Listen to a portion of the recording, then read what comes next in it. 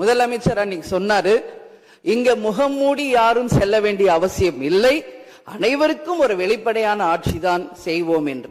அப்படி இருக்கையில் முதல்வர் அவர்களை சந்திக்க யார் முகத்தை மூடிக்கொண்டு அன்று வாகனத்தில் சென்றார்கள் என்பதை நிச்சயமாக மக்களுக்கு தெரியப்படுத்த வேண்டும் என்பதை இந்த நேரத்திலே நான் கேட்டுக்கொள்கிறேன்.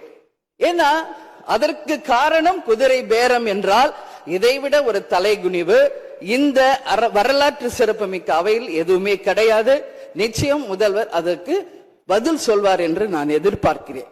அதே போல அரசு குடும்பத்தில் இருந்து நான் வந்தவன் இல்லை என்று முதல்வர் சொல்லும் பொழுது வரவேற்றார்கள் அனைவரும்.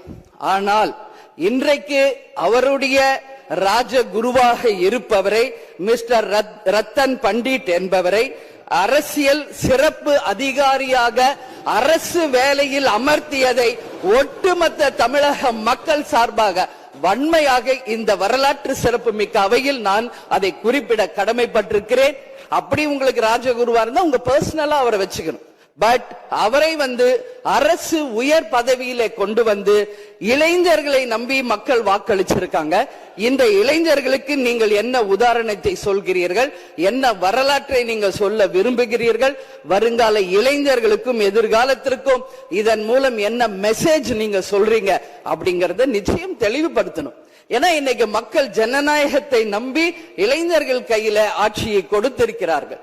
அப்போ வருங்காலம் இளைஞர்களும் வருங்காலத்திற்கும் இந்த அரசு ஒரு முன் உதாரணமா இருக்க வேண்டும் என்பதுதான் என்னுடைய ஒரு கோரிக்கை என்பதை இந்த நேரத்தில் நான் ஆணித்தரமாக பதிய வைக்கிறேன்.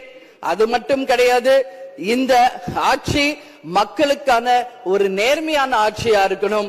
ஜனநாயகத்தின் மீதும் மக்கள் மீதும் நம்பிக்கை கொண்டு மக்கள் தீர்ப்பே மகேசன் தீர்ப்பு என்று சொல்லக்கூடிய அளவு எதிர்காலத்தில் இந்த ஆட்சி நிச்சயமாக இளைஞர்களுக்கும் எதிர்காலத்திற்கும் நல்ல வகையில எடுத்துக்காட்டாக இருக்க வேண்டும் என்று கேட்டுக்கொண்டு நான் சார்ந்த இயக்கமான தேசிய முற்போக்கு திராவிட கழகத்தின் சார்பாகவும் எங்கள் நிறுவன தலைவர் அன்பு தலைவர் கேப்டன் அவர்களை வணங்கி விடைபெறுகிறேன். நன்றி, வணக்கம்.